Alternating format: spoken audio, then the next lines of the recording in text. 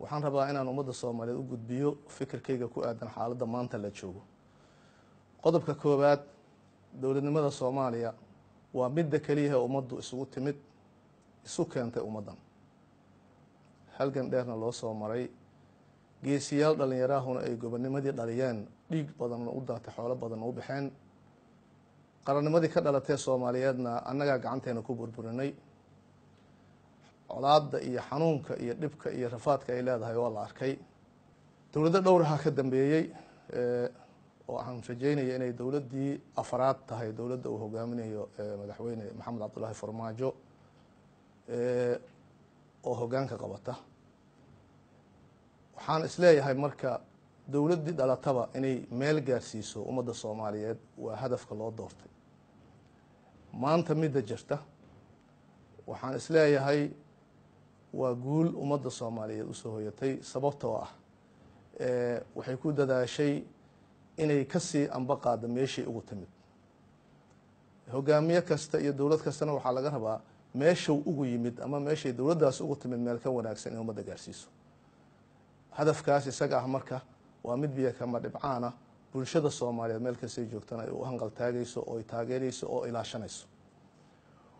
waxaan arkaa ka siyaasi ahaan in dowladdan Urdunka ah lagu bilaabay markii la dhisaba jilaafooyin iyo in loo dhigo qodxa iyo masaamiir si ayna hor ugu socon. nasiib darro ayaan u arkaa arrintaas iyada ah.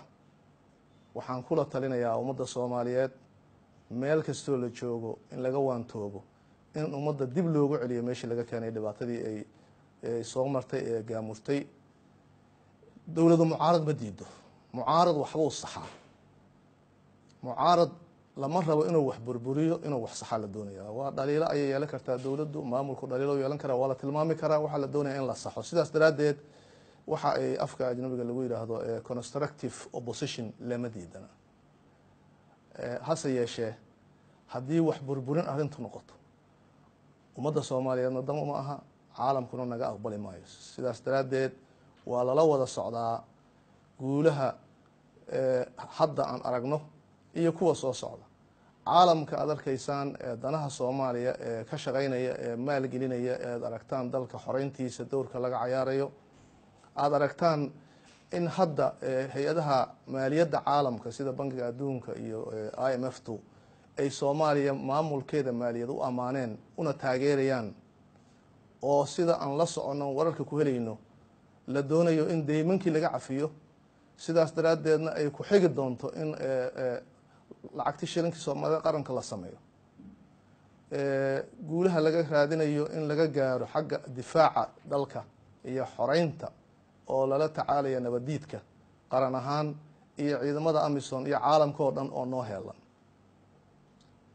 tallaabooyinkaas muhiimka ah ee horey loo qaadayo, ciddii isku dayeysa inay jilaafto, ciddii isku dayeysa inay guulahaas ummadda ay ka curyaamiso, waxaan ugu baaqayaa ugana digayaa inay ka waantowdo. mucaarad lama diidana, laakiin mucaaradku siyaasiyiin baa samaynaysa. siyaasiyiin kala duwan oo afkaar kala duwan inay wadata ay suurtagal tahay. ha yeeshee mid kastaahu damac ayuu ka leeyahay inuu dalka maalin inta u tartamo hoggaanka u qabto. hadduu doonayo inuu inta dalka u tartamo hogaamiyo, wuxuu jeclaan lahaa in loo sacbiyo, in la taageero, in lala shaqeeyo, in la garab galo. siduu ku gaari karaa hadafkaas marka haddii isagu doonayo dowladda dhisanaya madaxda hadda jirta inuu jilaafo oo lugta qabto oo ayna tallaab qaadin? ummadda Soomaaliyeed xataa u dulqaadamayso. ka oday ahaan Soomaaliyeed, ka siyaasi ahaan, ka aqoon-yahan ahaan waayo araga waxaan ka digaya arrimahaas oo kale inay arrimaha Soomaaliyeed ay curyaamiyaan. qodobka kale aan rabo inaan taabto oo muhiimka ah waxa weeye caasimadda Soomaaliya berigay caasimad noqotay oo qaran Soomaaliyeed inay gogol u noqoto ilaahay qadaray. macnaheedu wuxuu ahaa welinayahay in ummadda Soomaaliyeed u simanta. odayaashii ama bulsho deegaankii loogu yimid halka dushooda caasimadda in laga dhigo ogolaaday ma noola. awooyaal iyo kuwa kasii da'weyn waayo oo la xuso. ma dhihin caasimadda la kala leeyahay, kama dardaarmin.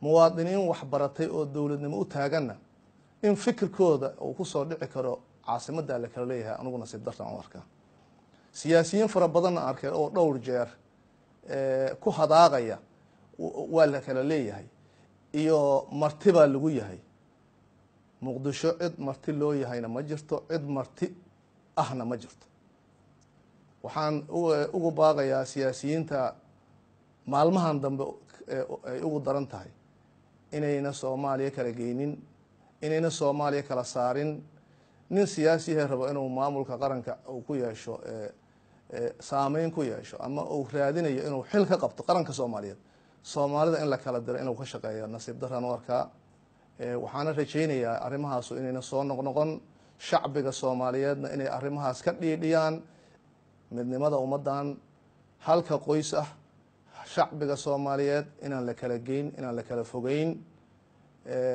mas-uuliyiinta siyaasiyiintana anaa kamid a haddii aan aragno dhaliil waa la tilmaamayaa waxaas baa ka xun dowladda meeshaasay ka khaldan tahay way dhegeysanayaan waayo haddayna dhegeysan waxay imaaneysaa in dhibaata noo timaado sidaas daraaddeed soomaaliya meel kastoo la joogo guulaha aan higsanayno iyo sharafka iyo karaamada ummadda soomaaliyeed ee soo noqday iyo dowladnimada la rabo inay hana qaadee jiilalka mustaqbalka u adeegto in sida ukun loo ilaaliyaan idinkugu baaqayaa in sida ukun loo dhowraan idinkugu baaqayaa inaanay naga jabin oo dowladda maanta hogaamiyaasha xukuma inay gaarsiiyaan waktiga muddada loo siiyey ee loo igmaday inay gaarsiiyaan meeshay shalay joogto meel aada uga fiican aada iyo aada ayaan ugu faraxsanahay inaan fariintaa u gudbiyo shacbiga soomaaliyeed meel kastou joogo aada iyo aadaan ugu faraxsanahay in maanta aan fursaddan u helo